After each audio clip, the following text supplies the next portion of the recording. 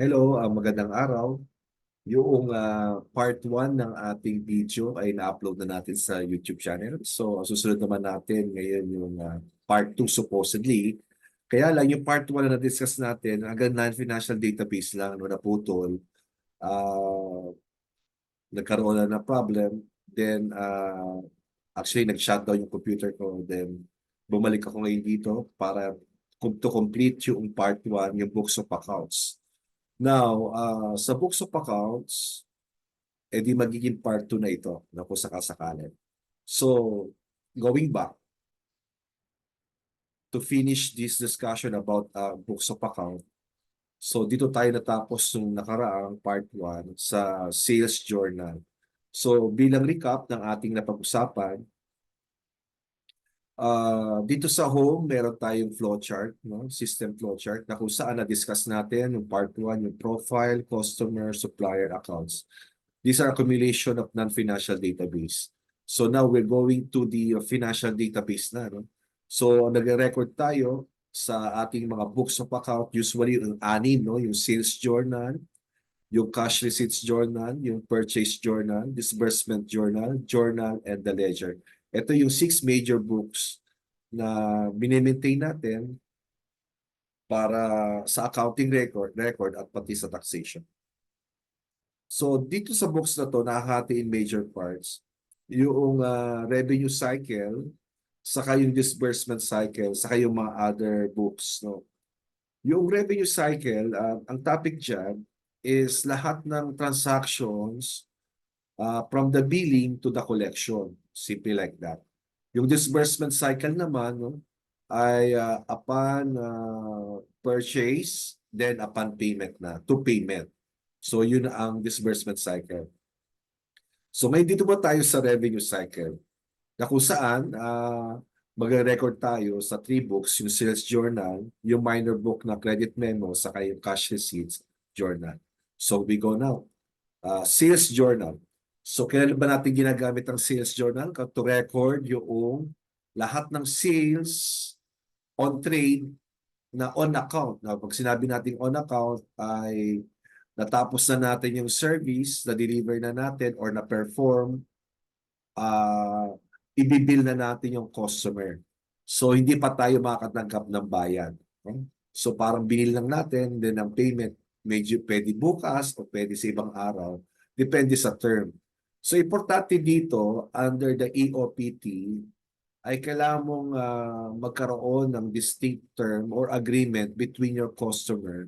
Kasi ang impact nito dito sa BAT reporting is wala na tayong cash basis, no? Lahat tayo ay accrual basis na regardless you are provider of services or a provider of goods. So lalong-lalo na apektuhan yung provider of services. Yung provider of services kasi ay ini-input lang or nire-recognize yung sales upon payment. At the same time, pati yung VAT output niya, doon pa lang nire-recognize. However, in under EOPT, so regardless na kailan nabayaran ng customer yan for as long as we have already delivered and performed whatever the need, no, yung order ng customer, ay we need to record na yung VAT output. So, yun yung kaibahan ngayon, no? Wala na siyang, hindi mo siya may pending yung VAT output. So, every time nag-i-issue ka ng invoice, you need to recognize na yung VAT output natin. Now, ano ba tong sales journal na to na template table? So makikita mo dyan yung SJ number, automatically yan, nag-i-increase yan every time na panibagong ginagawa natin transaction. Yung invoice number, for the first time user, magsasuggest siya no, number 1. Pero once na pinaltan mo yan, kunwari naging 101, susunod yan 102 na, 103. Susunod siya, susunod sa series ng ating document. Yung date naman pertaining to the invoice date na kung kailan mo ginawa ito. Yung due date ay pertaining to the credit terms, no? Ang credit term by default na choice na sinelect dito ay COD, ibig sabihin cash on delivery.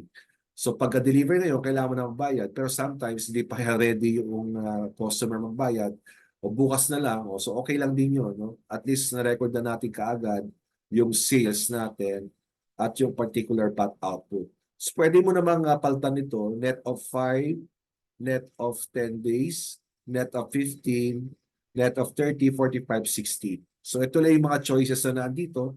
So pwede naman sabihan mo lang kami, dadagdagan lang namin ang choices. Baka meron kayong net of 690 days pa nga. No? So whenever we change yung credit term, magbabago yung due date.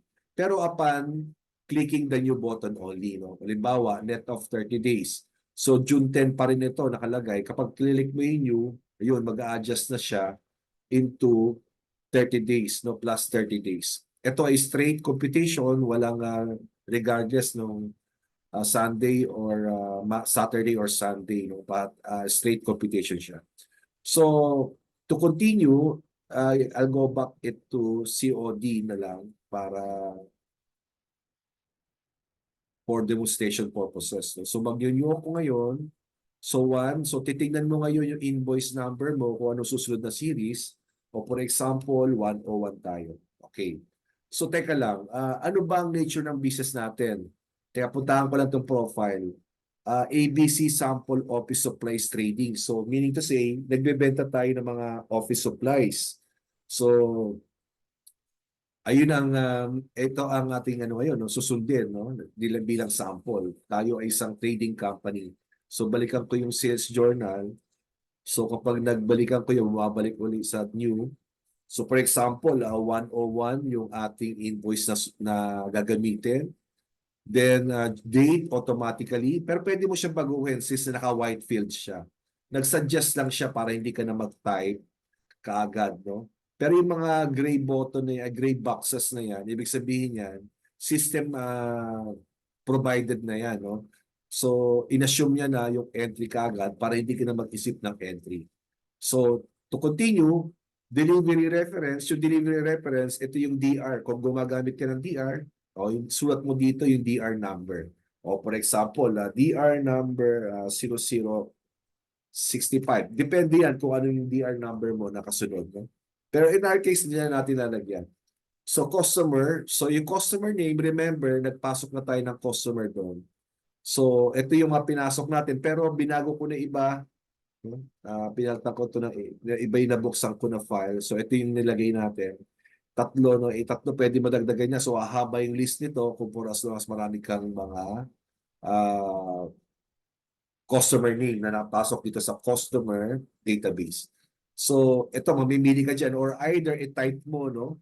So ABC, ayun, nakita mo na kaagad. O kaya ano pa ba yun? TUB, ano pa ba? TUB, oops, maximize. TUB yun, naamoy niya na kaagad. Hindi ka na para hindi ka na mag-type ng kompleto. Pero ito yung control, no?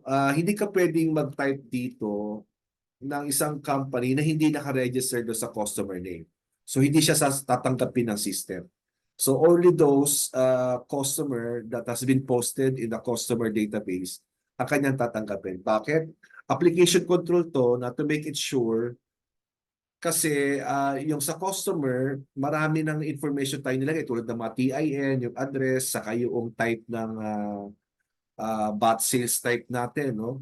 So kapag pinili mo lang yung TUB Incorporated, ay magli-link na siya doon sa mga information na kailangan pa natin. So for example, itong TUB, botable sales siya, ang mangyayari ngayon, kapag nilagay tayo ng amount dito, mag-automatic na compute ng BAT. So, paano natin nag-input? Kaya lang, billing description muna tayo. Sa billing description, tayo ay nasa sales. So, nagbenta tayo, no? Nagbenta tayo, sale of office supplies. Simple lang itong program natin. Hindi na nilalagyan ng quantity, description. No? Ito yung downside lang nito. Kasi talagang ang pure purpose ng recording nito is right away makapag-provide tayo ng mga books. Ito yung kinakailangan kasi ng BIR to mga books na to. At the same time, makapag-report din tayo. No? Yung mga quantity description, hindi naman natin kailangan yan sa reporting ng taxation. Kailangan lang natin yung details kapag meron tayong inventory na nakaakibat na system dito sa ating accounting system. Since na wala naman tayong link doon sa inventory system, so hindi na natin nilagay yung mga quantity description saka unit price. No? Simply yung description na kaagad, yung sale of office supplies, kung magkano yung gross amount noon na benta natin, yun na yun, yung right away, yun na yung ating record for simplicity sake. So, ang gross amount, ito ay net of discount. So, make it sure na minus mo na yung mga discount pa dahil para hindi ka na mag-record dun sa mga, kumare may mga sales settlement allowances or discounts, hindi ka na mag-record dito. Okay? Para right away na nandito, halimbawa, mga senior citizen na discount, i-minus mo na kagad no, yung mga discount na yan, ipasok mo na kagad yung gross, which is yun yung tax base din para ma-compute yung VAT. So in our example, si TUB Incorporated, so corporation to, nagbenta tayo sa kanya ng worth 10,000 na office supplies. So mapapansin mo, ito ay batable company, tayo na batable company. Kaya automatically nag-compute ng VAT output na 1,000 sa net of VAT of 89. So paano nangyari yun? No? Una, yung gross amount, assuming ito na yung 112%. So kapag dinivide mo yung 10,000 over 112, 1.12, ang lalabas yung net of VAT. Ito talaga yung ating benta, 89. Kaya nga lang, sabi ng BIR, since ikaw ay batable registered entity, kailangan mo mag-add ng VAT output, which is 1,071. Pag in-add mo yung dalawa na yan, 10,000 yun. Okay? O, so example, 12,000 na lang yung benta natin. Makikita mo. Yung 12,000 is, ang net of VAT niya is, kunwari, then, ano na lang, 11,200. Ayun. Yung 11,200, ang net of VAT niyan 10,000. So nag-add ka ng 12% sa 10, kaya 1,2, and therefore 11,200 yung gross amount. So paano na-compute yun? Ito yung mismong gross mo. Then ako compute yun na net of VAT. So hindi na to, yung mga gray part guys, ay hindi na siya na e-edit, no? To make it sure na tama yung entry, pati yung mga amount, hindi na siya nagagalaw. Now, if you want to override yung net of VAT, kunwari, may portion kasi ito, halimbawa yung Meralco, no? May gross billing yung Meralco, pero may certain amount lang na batable. Kaya kung halimbawa lumabas, hindi umari yung 1 divided by 1.12, tinignan mo sa likod ng billing ng Meralco, ay hindi pala yung VAT, hindi ito yung VAT. No? So lalagay mo lang dito, yung override mo lang siya na para halimbawa, lagay natin is ang VAT niya instead na 1,200, 750 lang. So, ang mangyayari ay hindi pala.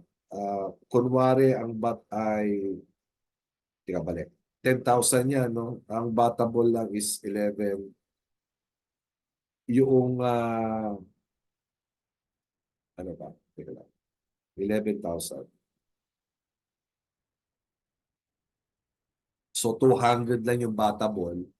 So, ayun lang yun ang gagawin natin. Pero in our case, let us assume na regular yung transaction natin, kung ano yung ibibill natin, ay yun din pala ang magiging VAT. Actually, nga pala, yung sinasabi ko is on the disbursement book pala yun. No? Tayo ay nagbebenta, nagbibill, automatically yan, mag-add tayo ng 12%. No? So, ito na yun. Wag na, yung kanina sinabi natin, later sa disbursement cycle na natin abutin. So, ang number na papasok yan, journal entry number 001, and ito ay new pa lang, kapag pinost natin, magiging posted yan. Then, ang paid balance natin is 11,200. So, assuming all our data are already posted, wala na tayong pinag-anuhan. Lahat ng mga naka-asterisk dyan, meron na tayo na na-input. So, ipopost na natin. Okay. USJ has been posted successfully below. Thank you. So nakapost na siya dito under the blue. Kapag naka-blue yan, ibig sabihin hindi pa siya bayad. Okay? Later makikita mo magbabago yan kapag binayaran natin. Now, nag-post tayo sa sales journal. Ano ang nangyari ngayon sa journal? So nag-entry na ngayon ito, no? JE number 001, sales of office supplies, then account receivable, 11/2, then a credit to sales of 10, then a BAT output of 1,200. So nag-recognize na tayo ng BAT output. So ito yung entry, no? Upon billing to the customer and issuance of invoice, creation of account receivable, 11,200, the gross amount. Then a credit to sales, 10,000, which is the net amount. Then the BAT is the 1,200, the 12% of the net amount. Then we have the memo, then the supplier, yung prime number. The prime is the primary document, which is the invoice, invoice 101. And posting book reference is a sales journal. Ang JE number, journal entry number is 1, then June 10, 2024. Okay? So, balik tayo. Sa ledger naman, no? Sa ledger, please wait for a while to update your ledger account. Okay. So, ang nangyari dito, ayan, nagkaroon na ang beginning balance na account receivable ay wala pa. So, nagkaroon tayo ng sale, kaya ang ending balance ng account receivable ay 12,000 debit. At yung BAT output naman, mayroong credit side na 1,2. Then sale is a credit of 10,000. Still balance pa rin yan sa ledger na yan. So going back to sales journal, let us assume another transaction. So new, ganun uli, no? New. So kapag nag-new, naging 102 na to, tapos date pa rin naman ngayon. Then customer, kanina si TUB, mamili naman tayo ng iba, si ABC Merchandise naman. So kunwari tayo, nagbenta uli ng sale of office supplies. Kung ano man ilagay mo dyan, di ba? Sale of 10 boxes of bond paper, short, or something like that. Pero simple lang, for the sake of demonstration, for demonstration purposes, a sale of office supplies, okay na to. And then, kunwari, ang binili ng ABC Merchandise sa atin ay worth mga 20,000. Okay, so computed then again automatically, then popost na natin. Okay. Ayan. So yung screen natin kumukilap-kilap kasi nag-update yan sa ibang sheet automatically. So ano nangyari sa journal natin? So yung journal number 2 na record na automatically. So imagine yung buhay mo. Ito kasi pinakamahirap doon sa mga manual books of account, dito ko nag-start sa journal entry. Then saka mo lang siya popost sa ledger, sa ipopost sa mga special books, yung special journal, cash receipt, saka purchase. Pero sa system, in terms of computerized accounting system, sa books ka lang simula, then pupunta kagad automatically sa journal. Okay? So, punta tayo sa sales journal ulit. Another transaction. Naging 103 na to, naging SJ003. Then, customer naman, kunwari si XYC. So, kunwari ang binili to is, again, syempre, binibenta lang naman natin yung office supplies. So, lagyan natin ng sale of office supplies. Siya nga pala, puro naka-caps lock ako magpasok dahil mas nagagandahan ako kapag naka-caps lock lahat. So, ito naman is worth, kunwari, is worth 24,000. Okay? So, ipopost ko na. Okay? So, tatlo na yung ating posting, no? So, nagpo-post yan. Ito naman incremental, no? Pataas. From 101, pababa, hanggang sa yung pinaka-latest, yung pinaka-baba. Okay? So, nakapost na siya dito. So, test naman natin, ano test natin muna? Yung post, new post, okay na yung void. Later, nasa dulo na yan. Tapos yung print SJ, print all. Okay, yung print SJ muna tayo. Since nakapag-post na tayo, for example, yung SJ number 001, ang nakalagay sa template ay 003. Para ma-edit natin or ma-print natin yan, itong 1, i-up natin, o pipiliin natin ito, yung cursor, SJ001, napili ko na, i-up ko lang. So, pupunta si 1 dito. Bumalik uli dito. So, for example, pwede mong i-edit yung date. Ay, nagkamali ako sa date. Pwede naman i-edit. Ay, nagkamali ako sa customer. Edit mo na lang. So, itong description, nagkamali ka, edit mo lang, then post mo again.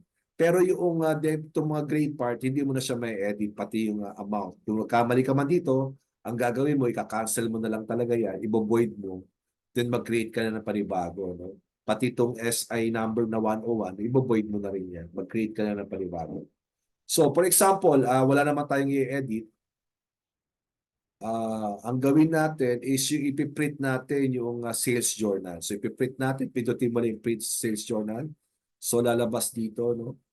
So, yung logo, hindi ko pa natin napapaltan, pero ang pangalan ngayon yan, yung kuwari si Juan Garcia. Ito kasi ginamit ko sa akin, so hindi ko natanggal yung logo. So, madali lang naman yan. Okay, so invoice number, so batable tayo is 101. Billing date, June 10, due date. Then ito ay billing reference only, no? Ang totoo niyan is dapat mag-issue ka na ng invoice. Pero ang nakalagay dito naman kasi billing reference. Pero ito na yung invoice number mo. Meron dito tayong note, no? This document is for advance billing reference only. Kasi sometimes gusto natin makakolekta kaagad. So sabay yung delivery, pinapadala natin sa email or sa messenger yung ating billing reference para kapag ginawa na nila, ipopost na nila dito sa invoice number na 101. Kasi kung ano mang invoice na nandito, yung number na to, yun din yung actual invoice. So sabi nga dito, this document is for advance billing reference only. Actual invoice whose number is indicated herein will be sent immediately. So this document is not valid for claim of input tax. Since na ito ay reference only, ang magiging valid for income for the claim of input tax ay yung mismong invoice number lang na i-issue natin. Okay? Yung may separate kasi yan na document. Then ito yung billing natin. We have the net of VAT, then VAT gross 11,200. Now, if you want to have detailed, no? Kunwari, sales of office supplies. So dito mo ina-note, kunwari 112 pieces of bond paper short, 200 pieces of short bond paper long. So pwede mo naman ilagay dito sa notes, no? Para lang kasi may mga customer tayo na gusto nila makita yung detail ng ating delivery. So nilalagay lang natin naman sa note. But in our case, importante yung pinaka-total dahil after all, ay gusto lang natin i-monitor yung ating books at the same time yung ating tax reporting. Then yung mga check payment, pwedeng i-edit yan. Nakaganito yan. So pwedeng i-edit yung note. Kasi pwede rin yung mga signature. Pwedeng lagyan ng mga pangalan dyan. Tapos kung may mga payment option tayo, pwede mong paltan po yan. No, these are editable. Pero yung iba, hindi na po editable yan. Ang editable lang yung may mga ganitong arrow. For example, lalagyan ko yun na pumapasok. Ito naman, lalagyan ko ng pangalan, pumapasok. Then, dito naman, pwede paltan. Yun, okay, napapaltan ko. Binabalik ko lang. Okay, so, then if you want to save the PDF file, no, papasok yan sa tax base, yung generate nating folder. Then PDF files, ang file name yan, SJ001, sa TUB Incorporated. So, save to file ko kunwari. Ayun. So, ito na yung na-create na PDF file. Pwede mo na siyang i-email kay TUB Incorporated. At yan ay pumapasok dito sa folder na PDF file. Ayun, SJ001 TUB Incorporated. Pag tinignan natin, ayan yan. Ito yung file. Then pwede natin i-send through messenger or through email para may advance billing tayo sa ating customer. So going back, balik ako sa SJ. So ano pa ba? Okay, natutunan natin print SJ. Yung print all naman, no? So, pwede tayong, actually, pwede ito na kung gusto mo magpa-register sa BIR ng loose slip, no? Pwede ito ipa-approve. No? Actually, may mga gumagamit na nito. Yung loose slip account, loose slip registration, pinapakita yung example ng mga output ng mga books at ipiprint na yon at i-hardbound yan every January 15. Kung ang registration man ay manual, ang mangyayari, ito yung magiging reference lang pagsusulat mo sa columnar. Okay, dalawa yung sinabi ko na type ng registration in terms of maintaining books. Ha? Una yung loose slip, then pangalawa yung manual books of account. Kapag loose slip, pwede ito, gagawin mo, ipiprint all mo lang. Ayan, ABC Sample Office. Kapag Control P, ayan, ito yung lalabas, no? So mapupuno yan na mapupuno sa buong taon, ipiprint mo yan, tapos i-hardbound mo, tapos ipapakita mo ngayon. Ito yung sales journal book.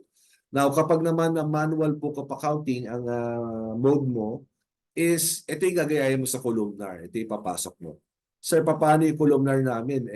Maliit lang o konti lang yung column. So, mamili ka lang dyan na pwedeng i-adapt. Pero ang pinaka-importante dyan, yung meron kang nandun yung invoice number, yung date, at yung customer name. Kung yung billing description, kahit hindi na importante yan doon sa columnar, no? Yung amount, gross amount, net of VAT, saka yung VAT, importante yan. Okay? So escape lang, in-escape ko para bumalik dito. So kapag nag-new ako, napansin mo, nagtago yung input fields dito sa sales journal kapag pinindot ko yung print all. Kapag nag-new ako, babalik uli yan sa dati. Okay. So, gaya na sinabi ko, nagiging blue yan kapag hindi pa siya paid. No? Kapag paid na, mag-clear yan. O, mag-example tayo. Kunwari, itong SJ001, i-up ko. So, kunwari, nabigyan na ako ng notice o dumating na yung payment, i-collecthin ko na yan. So, collect ko, pipindutin yung collect. Pupunta ngayon yan. So, you're about to collect SJ001. So, may reminder, charge the collection to the corresponding debit account properly. Ang default account niya ay cash in bank. Click yes to continue. So, yes ko na. So, anong banggit natin kanina, no? Kapag sa nire-record naman, kapag yung collection ng sales on account. So, papasok yan sa yes, papasok sa collection receipt. So, yung data from sales journal, ito yon SJ001, invoice 1001, kinapin niya na from the sales journal.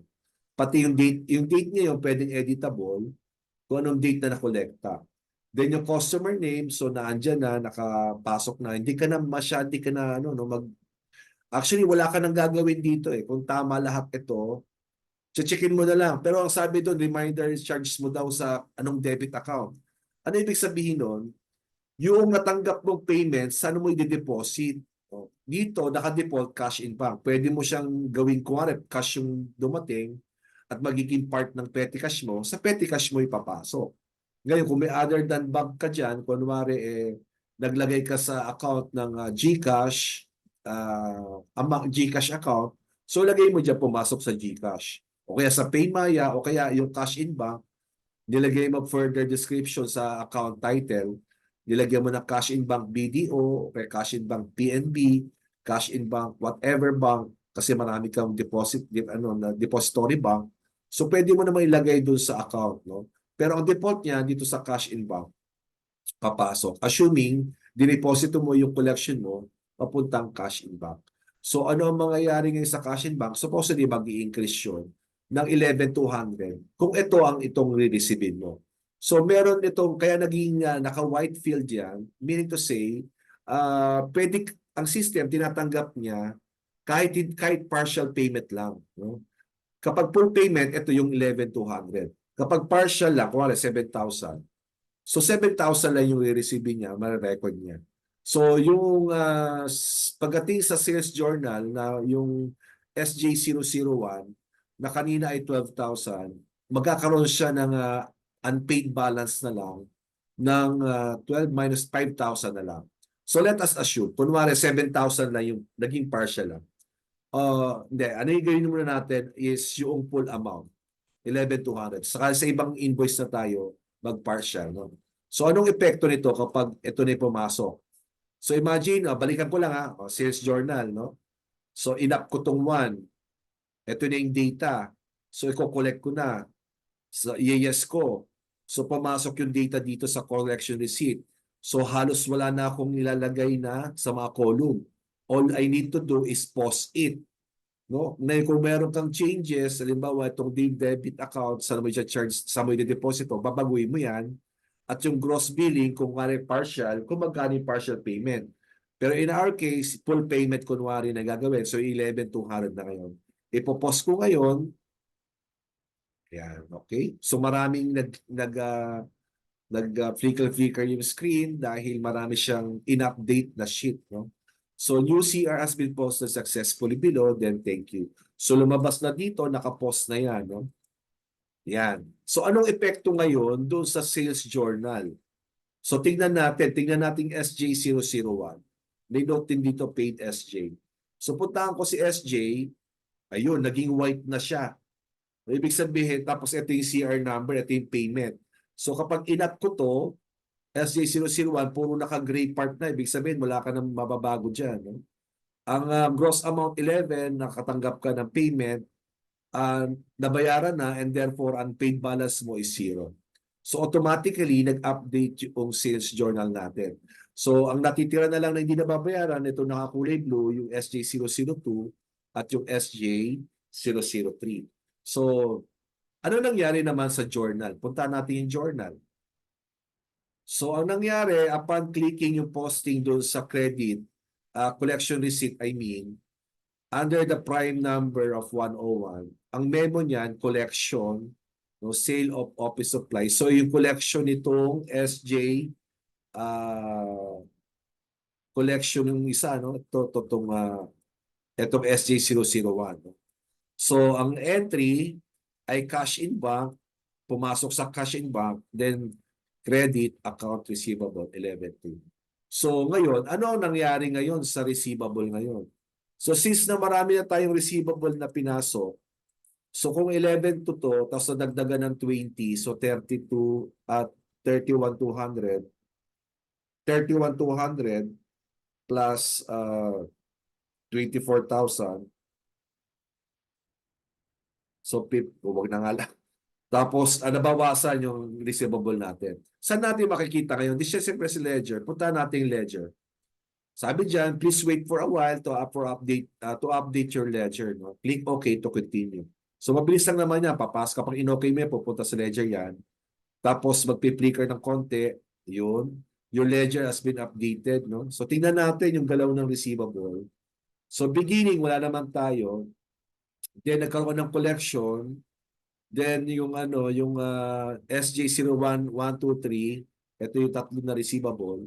So ang balance ngayon ay 44, no? Yung total nito, no, which is tingnan natin total, which is 55,200 minus 11,200. So tama lang na 44,000. So doon naman sa back output, meron na tayong 5,914 at yung sales naman natin ay 49 to 8571. At ang cash natin ay 11,200. So yun ang effect, no? Automatically, nag-create na siya, pumapasok na siya o nagpo-post na siya sa ledger. So balik tayo sa sales journal ulit. At this time, itong sales journal number 2 naman, SJ002, i-up natin. Then mag-collect tayo, no? Ang transaction naman natin, kunwari partial billing. So yes lang natin ito, pero 20,000, kunwari nag-down payment ng 10,000.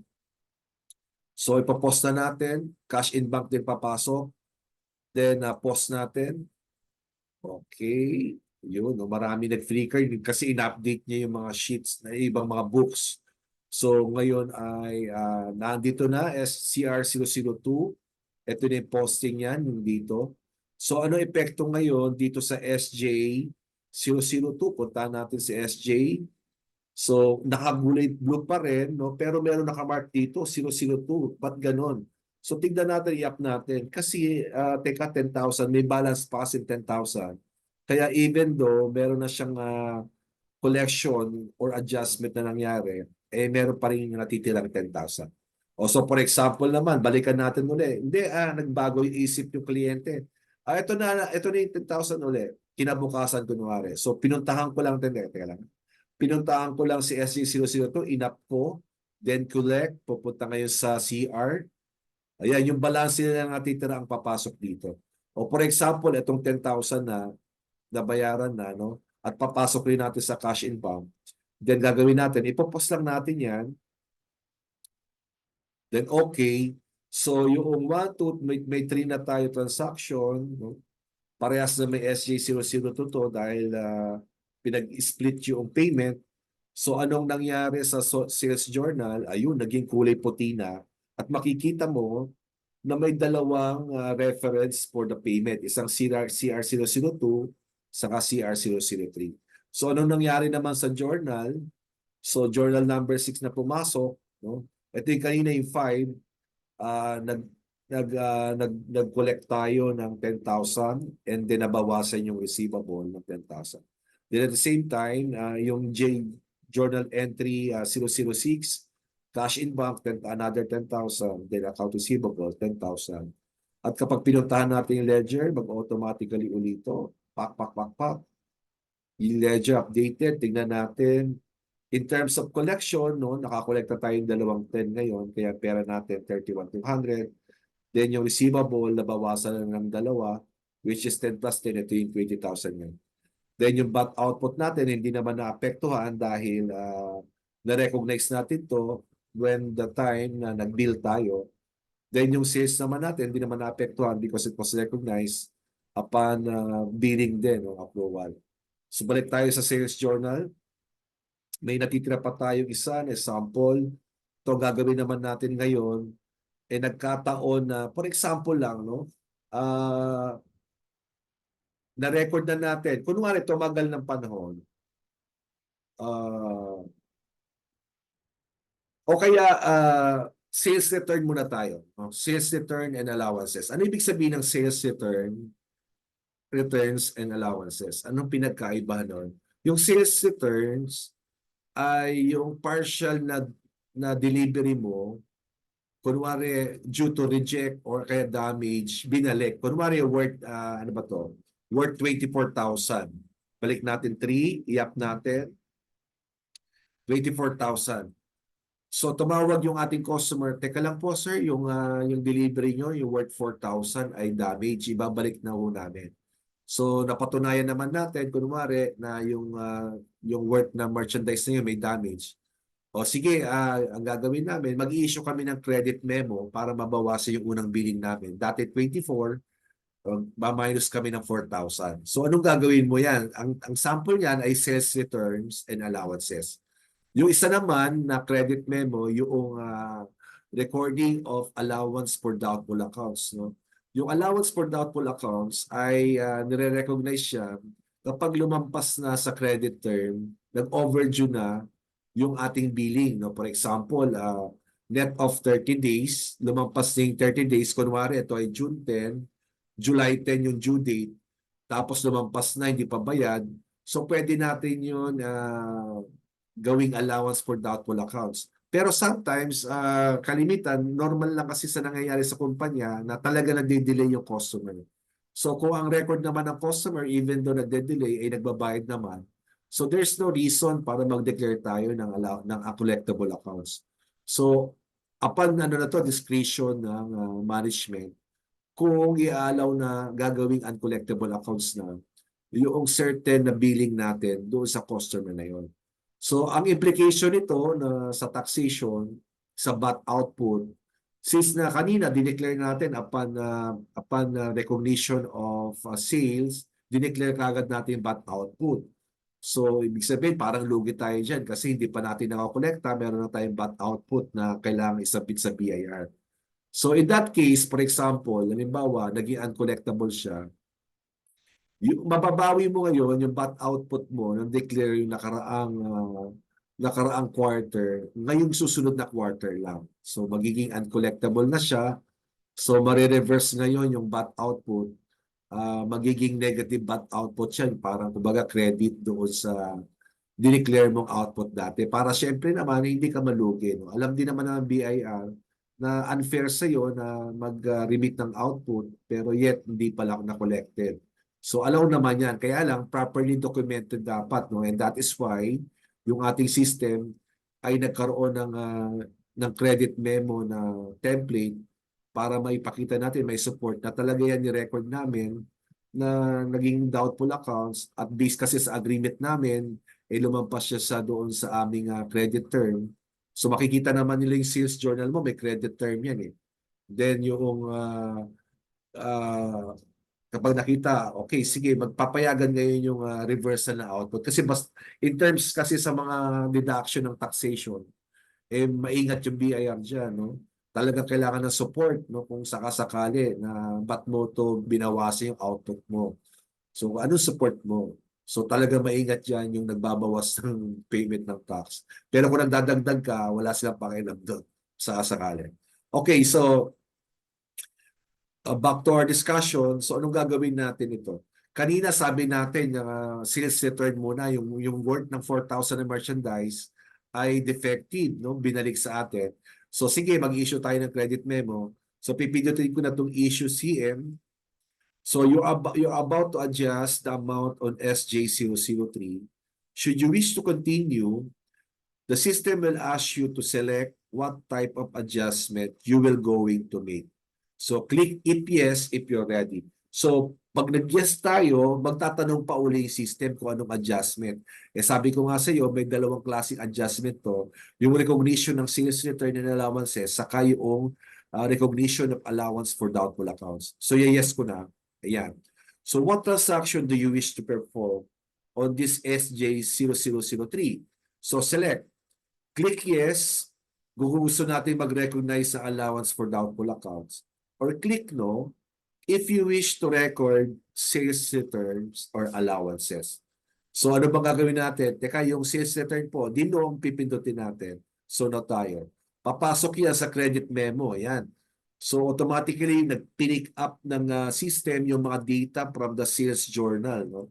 At automatically, nag-create ng CM001 at yung JE natin, journal entry, automatically, pang-pito na to, ay nag-create din siya ng number. So yung book reference number coming from SJ003, ang invoice reference number niya, yung 103, then date, customer name, sales return and allowances, ito na, debit. Ito yung description pala. Then debit account, sales return and allowances, and account receivable, dahil contra account nito, yung sales return, no? So, yung 4,000 lang yung ating ilalagay. So, in this case, syempre, mag-a-adjust yung BAT natin. Yung BAT natin na dineclare noong nag-record tayo ng sales journal ay at 24,000 pero dapat 20,000 lang since na meron tayong adjustment and therefore mag-a-adjust yung BAT output natin ng worth 3,507 ng worth 428.57 magma-minus yun. So, ipopost ko na ngayon. So, okay. New CM has been posted successfully. So, lumabas na dito sa baba yung record natin dito. So, ano ang nangyari ngayon sa sales journal? Babalikan ko yung sales journal pertaining to SJ003. Punta tayo sa SJ003. Ayun, may naka-blue pa rin. No? Pero puntahan ko, ano bang nangyari dyan?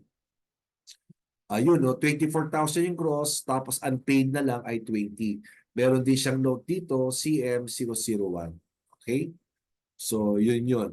Now, for example, kung babayaran na natin to, o babayaran natin to, so naka-up na tong i-up ko lang yung 3 ulit para sigurado.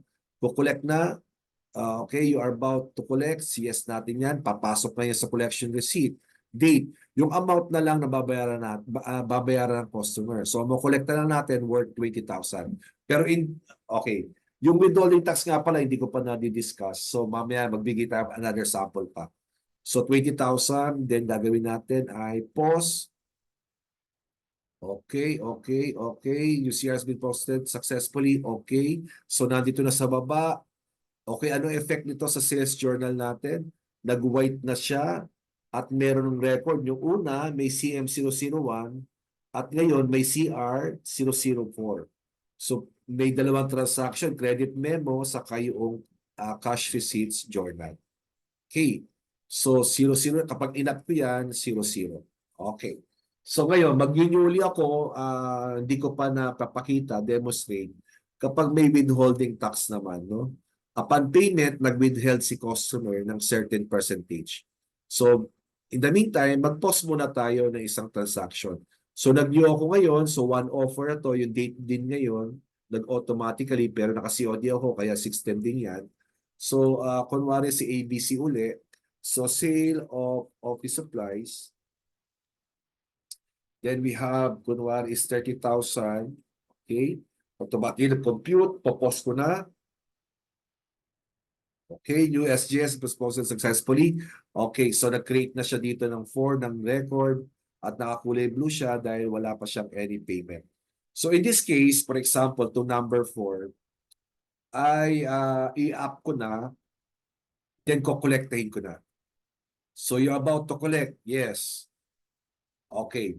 So ngayon 30,000. Pero this case naman, Si ABC merchandise, kunwari siya yung mga nasa mga large taxpayer.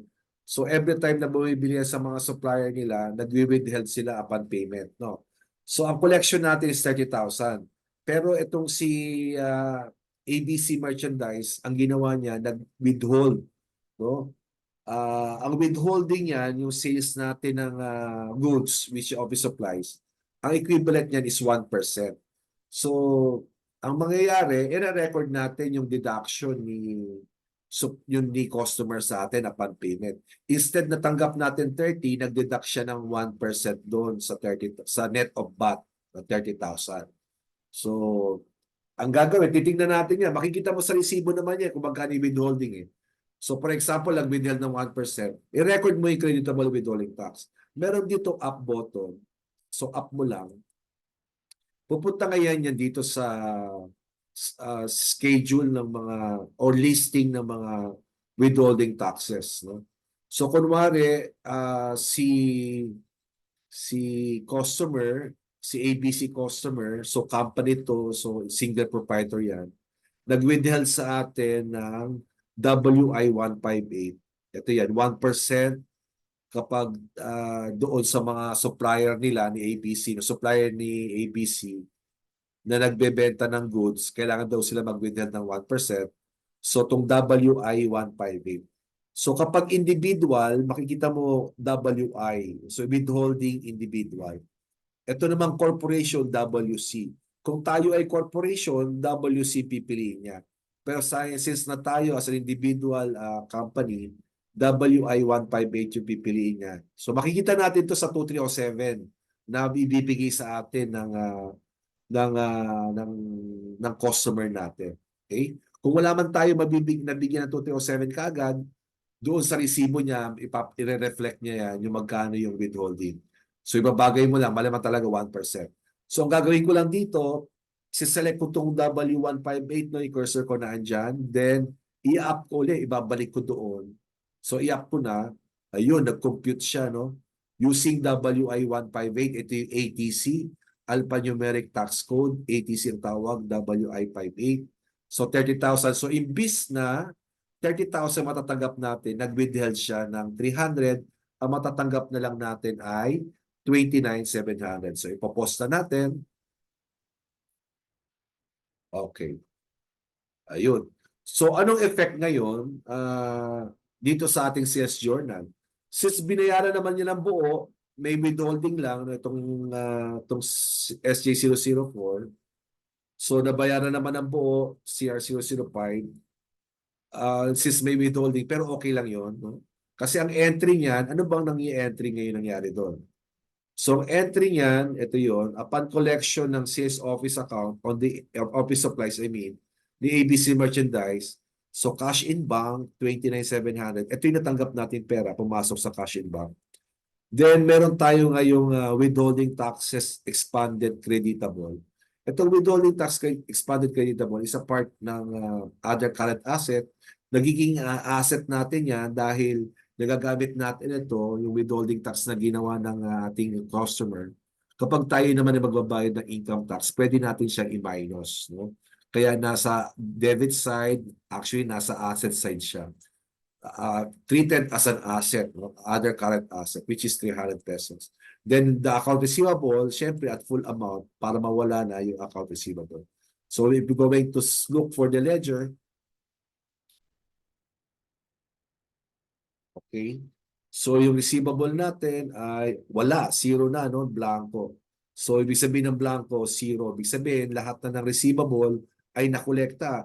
Gaya ng alam natin sa SJ, kapag pinunta natin yung SJ, puro lahat yun white na, di ba? O punta natin mamaya yun. Okay, tapos ngayon nagkaroon siya ng creditable withholding tax na 300 pesos. Okay, ano pa bang naapektuhan? So nag-update siya every time na pumapasok tayo sa mga books of account. Punta natin sales journal. So ito, lahat white na. No? Ibig sabihin, dapat lalabas sa ledger natin, wala na tayong utang. So since na lahat ay clear. Okay. So yung mag-ag pa tayo, hindi pa natin nabigyan ng example, yung Ang case naman ay uncollectible accounts. So, mag-renew ako. So, nag-suggest uli yung system, 105, customer name, kunwari si XYZ, sale of office supplies. So, paulit-ulit tayo, no? Okay lang yun. So, amount ay 1,000 pesos. So, ipopost ko na. Okay, if you want to print SJ, go ahead. Balik tayo, sales journal. So, ang mangyayari dito, binalik ulit. Ito na, nag-create na panibagong receivable 1,000 sa XYZ calculation. So, for example lang, with tumagal ng panahon, no? Kunwari tumagal na yung panahon, pero date pa rin dito June 10. Ang nangyari, napatunayan natin ay na-bankrupt tong XYZ, hindi na magbabayad to. So, pwede tayo mag-create ng allowance for doubtful accounts. So, for the purpose of demonstration, so gawin natin, kunwari ay de-declare na natin allowance for doubtful account. So, ito ay allowance method, no, in treatment of the recording of the doubtful accounts. This is the standard way as per our PAS, Philippine Accounting Standard, na allowance method yung mas prepare. Pwede naman siyang direct method, pero allowance method ang nilagay natin sa system. So, issue CM. So, yes, pipiliin naman natin ngayon yung recognized ng doubtful account, which is yes. Pupunta yan sa credit memo, pero ang entry ngayon, budget expense, then credit allowance for doubtful accounts. Yung date na yung babaguhin mo dito, no, pero lahat ay the doubtful accounts natin yung 1,000 pesos. So, ipopost na natin, okay, nag-update ulit. So, mangyayari, na-post na yung CM number 002 on the basis ng recognition of allowance for doubtful accounts. So, what happened to the SJ journal? So, nakalagay dito, kulay blue pa rin. No? Why kulay blue pa rin? Pero actually, zero na siya. I-update lang natin. Okay. So, check ko na lang kung bakit naka-blue pa yan. Supposedly, that is already cleared. No? So, check ko na lang kasama sa bag, hindi ko nakita. Pagdating sa sales return ay dapat nag-blue na yan since nabayaran ng 1,000. Okay, pero i-upload ko na trial version, supposedly okay na yan. Okay, so sa tingin ko ay na-discuss na natin yung collect, issue, new post, post void, print, ay yung void na lang. So yung void, actually, wala tayong mabovoid dito, no? System control, kapag fully paid, you cannot void anymore. Sabi dyan, you wish to cancel already been fully collected. Should you wish to cancel, go to CR Journal first, then cancel the corresponding collection. So, maapektuhan kasi, no? Hindi basta-basta siya makakancel dahil meron na tayong recognition ng collection. So, as application control, hindi allow ng system dahil magkakaletse-letse yung record natin. Imagine, walang sales na nangyari pero may collection na nangyari. No? So, ayun, yung application control yan. The system see to it na you're doing on the right track sa sakali. So, ano pa yung binovoid niya dito? Ano pa yung pwede niya i-void? Ang pwede niyang i-void lang kapag wala siyang kahit yung partial lang Itong 5, actually fully paid na nakalagay dito pero naka-blue. Ayun lang yung may mali dyan. Pero ayusin natin yun. So, hindi pwedeng ma-void, no? So, mag-new na lang tayo sa customer name, TUB, sale of office supplies. Then, we have 5,000. Then, pause. Okay. So, ano nangyari? Tingnan natin yung journal. So, dumadami na yung journal natin, no? So, account receivable, sales, but output. So, ito yung entry niyan. So, balik tayo sa sales journal. Yung number 6, balikan natin. Ang gawin natin, i-void natin. So, since wala na nakaka-apekto, walang partial payment, walang fully payment, magtutuloy itong void. Pero kung may partial payment yan, hindi siya magtutuloy. Not unless i-cancel mo muna daw yung cash receipts journal. So, i-void ko na. Do you want to cancel SJ006? Yes. Ayun. So, canceled nakalagay dito. So, therefore, ayun, okay na. So, tingnan natin yung journal. Under the journal 13, ayun, kinancel niya na. Nawala yung recording. So account receivable yan, tinretain lang yan para lang may purpose yung raw na mag-appear pa rin no, na cancel. Tapos yung ledger natin, tingnan natin yung ledger. Nag-update uli yan, pak, pak, pak, pak. Then okay, tapos ano ba? Ano ba yung nangyari? So ito pa rin yung record natin, no? Yung kanina nagkaroon tayo ng bad debts, so okay na to. Sales return, okay na yan. SJ006, hindi na siya nag-appear dahil canceled naman siya.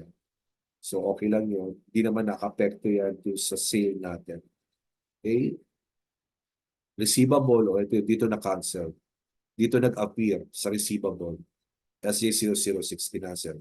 So no effect on the sales since nawala namang SJ006 dito. Okay, so balik tayo sa SJ. So almost we have tackled na everything. Okay, so yung cash receipts journal naman, so kanina nagamit-gamit na natin to kasi upon collection no, ng sales on account, dito pumapasok.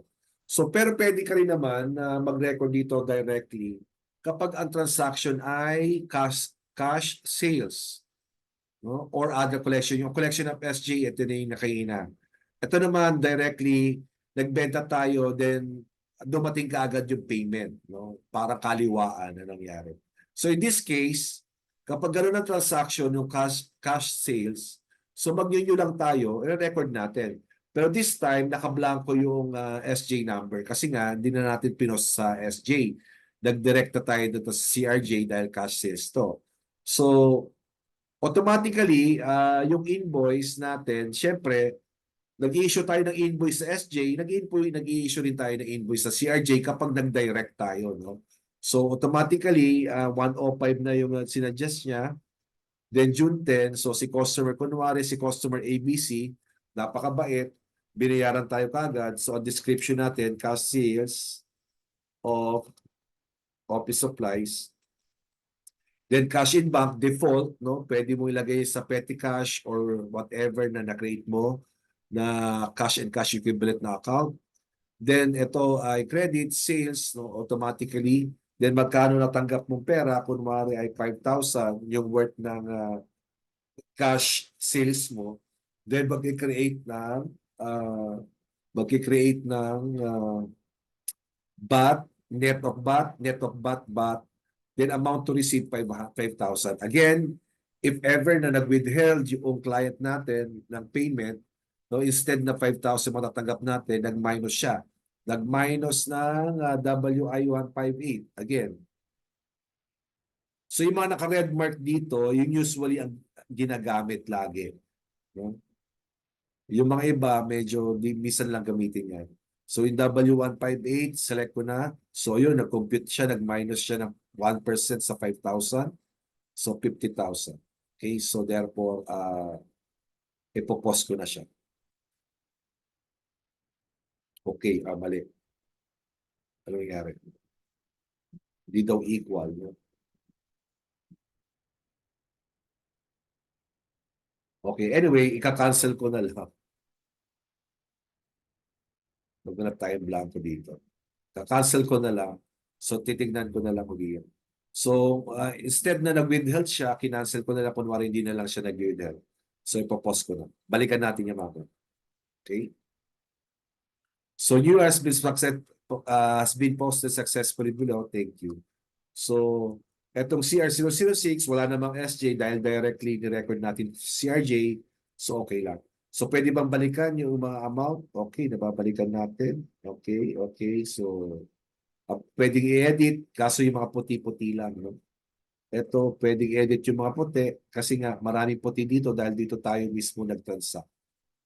Okay, so we hit 2 books, 3 books at the same time yung SJ, CRJ, saka CM on a revenue cycle basis. So ano nangyari ngayon doon sa journal? Journal number 40 na yan. So cash sale of office supplies, cash in back 5,200, then sales of 4,464, then a back output of 535.71. So, balikan natin yung sales journal. So, okay na, no? Balik tayo sa home. Dito naman tayo ngayon sa disbursement cycle. Okay? Paano naman tayo mag-disburse? Again, paano disbursement ay transactions ng mga payment, no? Recording of payable and payments. Okay. So maybe we stop here muna. Medyo hahaba yung video natin. So instead na 2 part lang sana, kung hahaba. Anyway, natatakal naman natin lahat.